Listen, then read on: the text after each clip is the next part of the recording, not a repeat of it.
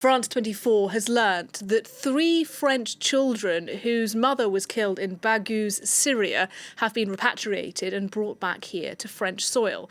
Baghouz was the last bastion of the Islamic State group in Syria before the group fell, and until recently the children had been held in an orphanage in Damascus. Now we know about their case thanks to France 24's Wassim Nasr, who's obtained this exclusive information, is with me here in the studio now. Look, Wassim, this is an interesting case, and it is a unique case because these children were not being held in the northeast of Syria, where like jihadists have been held in the past, and the families of jihadists, but in the capital, in Damascus. So tell us, first of all, what more we know about the children and the circumstances of their return to France.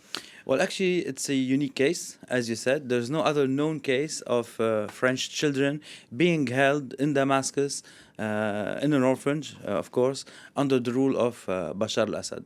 So the story is really particular. As you said, their mother was killed in Baghouz, which was a huge battle between the Islamic State and many other parties at the time. They have 2 fathers. We are talking about 3 kids. So the youngest girl is 6-year-old, and the eldest boy, he's a boy, is 12 years old. So both fathers were killed. The mother was killed, and then they were taken by a Belgian national, a woman. And while she was fleeing Baghouz, she was arrested. We are in 2019. She was arrested by the Syrian regime because as many jihadis and families tried to flee toward the deserts, which was controlled by the Syrian regime. So she was arrested. We don't know how did the regime know that they were French, but I guess she said it because it creates a kind of leverage for her. We don't know if she was killed or if she was arrested and then released or if she left Syria. We don't have this information. But what you know for sure is that those 3 kids were held in 2 institutions in Damascus, one for girls and the boy, an institution for boys, with fake IDs. Okay. And we know that France never accepted to reach out, even that we knew the case existed, to the Syrian regime in order to prevent him from using them as leverage. But we know that their family was working on it, that they had contact with their family here, in particular one of the aunts that was seeking actually to get them back. And we know that journals from RFI, Neo Pignet in particular, after the fall of the regime, went to Damascus and got to know some details how they were helped, and they were told that they were French actually in the orphanage, but the story stopped there. And French authorities started working on them once the regime fell, on taking them back. And it is actually a first where the new authorities in Syria accept to deliver French nationals to French authorities. So it was discussed between French authorities and the new authorities in Damascus. They were taken to the Lebanese border. At the Lebanese border, it was the French police and Lebanese authorities that took them to the airport, and then they reached Paris yesterday night. They will be taken in charge by French authorities as a first phase, and then maybe transferred to the family and to the aunt actually.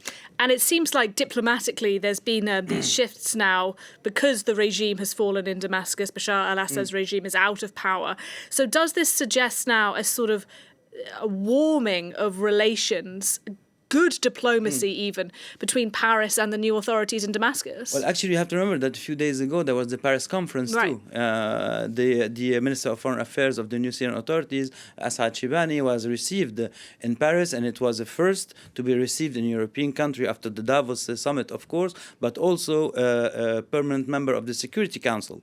And that has a real importance. We know that France has an envoyé spécial, a special envoy to Damascus, a very efficient diplomat who knows the region, who knows his dossiers, if I may say so. And of course, this makes it easier to discuss with many issues with the new authorities. But as I said, this is a first from Damascus, but it's not a first for the new Syrian authorities because they also transferred an American citizen which was found in the suburbs of Damascus in Ghouta, roaming hours after the fall of the regime. So inhabitants found him.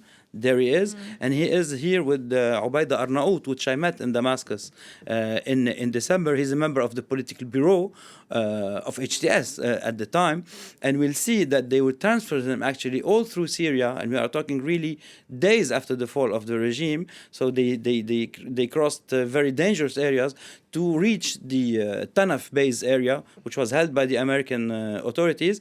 And we'll see on the next picture. Actually, they delivered him to the commander of American forces in Syria directly. And here he is, Ubaida Arnaout, the American citizen, and of course the commander of the American forces in Syria. And that was the first actually of delivering a Western citizen to the authorities. And as you said, it's a big shift in relations between Syria and Western countries, knowing, for example, that up to now, we don't know yet where are the whereabouts of Austin Tice, an American journalist, and we know that his mother went to see Shara a few weeks ago in order to see if they can find him actually. And look, beyond Austin Tice, just a final thought from you. Do you think we will see the release of, I don't know, more Westerners who've been held in Syria in the months ahead? Is it possible? Well, what you could imagine regarding those who were in the Syrian regime areas, I don't know if we'll still maybe find living Westerners. Yeah. But regarding the families and the children of, for example, jihadi families who are held under Kurdish authority of the Syrian Democratic Forces in northwest Syria, we can imagine, because since yesterday, Mazloum Abdi, the head of the Syrian Democratic Forces, acknowledged for the first time the presidency of Ahmad Shara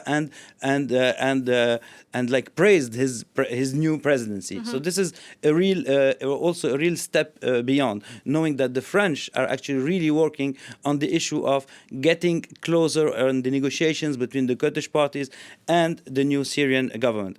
So if and only if the Syrian Democratic Forces go under the rule of Damascus, all the camps and the prison facilities that are in northwest Syria will be under the authority of the new Syrian administration, meaning many Westerners, either men, women, or children. And we can hope for easier or more swift, relations in this regard, knowing that in the opposite case, if there is no accord between the Kurdish party and Damascus, Turkey will step in, and all those camps will be under the rule of Turkey, and then it's another ball game. But it could put into play what we are called the Cazeneuve agreement between Turkey and France, and which works very well since 2015. Okay, so we could see the release possibly, quite far ahead of some of those prisoners who've been held. Getting them back. In the Kurdish areas. That really could be a fascinating diplomatic moment to watch. Thank you very much indeed, Wassim Nasr, reporting for us there.